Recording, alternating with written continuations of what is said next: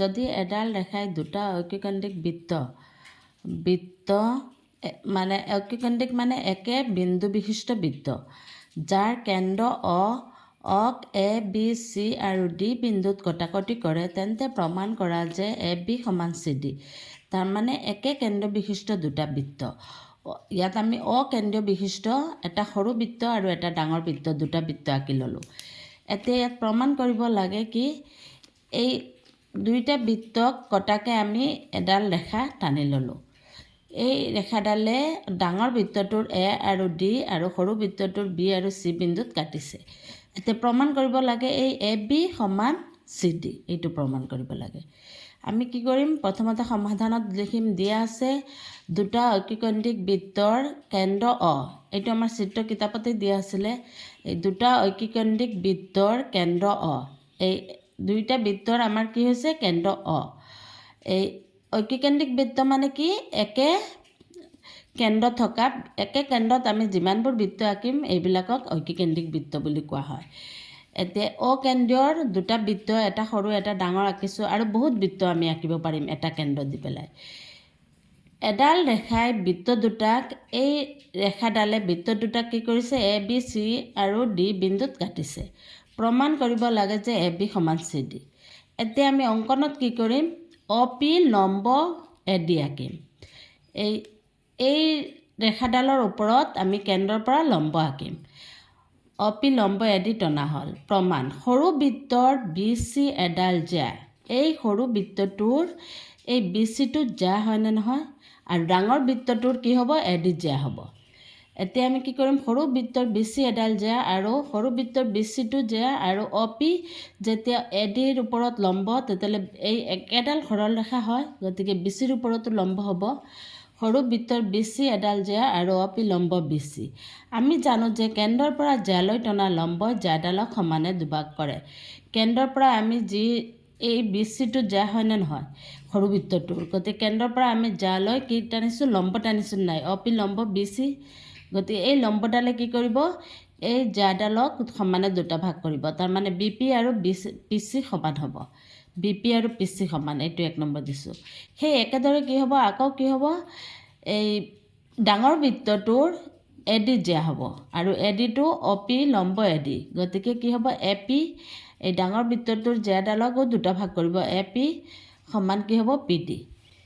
আকৌ ডাঙৰ বৃত্তটোৰ A D এডাল জ্যা আৰু অ পি লম্ব এ ডি, গতিকে কি হ'ব এ পি সমান পি ডি। এতিয়া আমি কি কৰিম, এ পি আৰু পি ডি সমান, এ পিক আমি দুটা ভাগ কৰিব পাৰিম। এ পি ইয়াক কি বুলি লিখিব পাৰিম, A B plus B P, দুটা পাৰ্ট হ'ব। এই ইয়াৰ পৰা এ পি ইমানখিনি, গতিকে ইয়াক A B plus B P লিখিব পাৰিম। আকৌ পি ডিক লিখিব পাৰিম P C plus C D. A B plus B P equal P ডিক লিখিব পাৰিম কি P C plus C D. এতিয়া বি পি আৰু পি চি সমান, গতিকে পি চিৰ জেগাত আমি বি পি লিখিব পাৰিম। বি পি এইটো ছাইড আমাৰ যেনেকৈ আছে এনেকৈ থাকিব আৰু পি চিৰ জেগাত কি লিখিম বি পি। গতিকে বি পি কাটা যাবগৈ, কি থাকিব এ বি সমান চি ডি। প্ৰুফ। ক্লাছ 9ৰ এনুৱেল এক্সাম 2022ৰ ক্লাছ 22ৰ কুৱেশ্যন নাম্বাৰ 29 এইটো কৰিম। কুৱেশ্যনত কি দি আছে, প্ৰমাণ কৰা যে এটা বৃত্তৰ সমান জ্যাবোৰ কেন্দ্ৰত সমান কোণ উৎপন্ন কৰে। আমি এটা বৃত্ত আঁকি ল'লোঁ, বৃত্তটোৰ সমান জ্যা বুলি ক'লে কি হ'ব, এ বি আৰু চি ডি এই দুটা হ'ল বৃত্তৰ জ্যা। এই জ্যা দুডালে কেন্দ্ৰত সমান কোণ উৎপন্ন কৰে। কেন্দ্ৰ এইটো হ'ল কি হ'ল কেন্দ্ৰ, এই কেন্দ্ৰত সমান কোণ উৎপন্ন কৰে। তাৰমানে এই জ্যাডালে চি অ ডি এই কোণটো উৎপন্ন কৰিছে আৰু এ বিয়ে কি কৰিছে এ অ বি এই কোণটো। কেন্দ্ৰত আমি ব্যাসাৰ্ধ লগাই দিলে কোণ উৎপন্ন হ'ল। এতিয়া এই দুটা কোণ আমি সমান প্ৰমাণ কৰিব লাগে। ধৰি লওঁ অকেন্দ্ৰীয় বৃত্ত এটা বৃত্ত আঁকিছোঁ, এই বৃত্তটোৰ কেন্দ্ৰ কি গতিকে আমি কি লিখিম, ধৰি লওঁ অকেন্দ্ৰীয় বৃত্তৰ এ বি আৰু চি ডি দুডাল সমান জ্যা। এই জ্যা দুডাল কি সমান।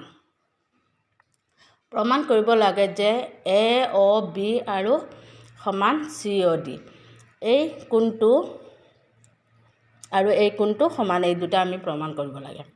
এতিয়া প্ৰমাণত কি হ'ব, এ এ অ বি ত্ৰিভুজ এ অ বি এইটো এটা ত্ৰিভুজ হ'ল, এইটো এটা ত্ৰিভুজ। গতিকে আমাৰ প্ৰমাণত কি হ'ব, ত্ৰিভুজ এ অ বি আৰু ত্ৰিভুজ চি অ ডিৰ অ এ সমান অ এ বি এইটো ত্ৰিভুজৰ অ এ সমান কি হ'ব, অ চি ডি ত্ৰিভুজৰ অ চি। এই বাহুটো আৰু এই বাহুটো কি হ'ব, সমান হ'ব। ঠিক আছে, কিয় এই অ এ অ চি অ বি অ ডি এইকেইটা কি একে বৃত্তৰ ব্যাসাৰ্ধ, গোটেইকেইটা কি এই এটা বৃত্তৰ ব্যাসাৰ্ধ।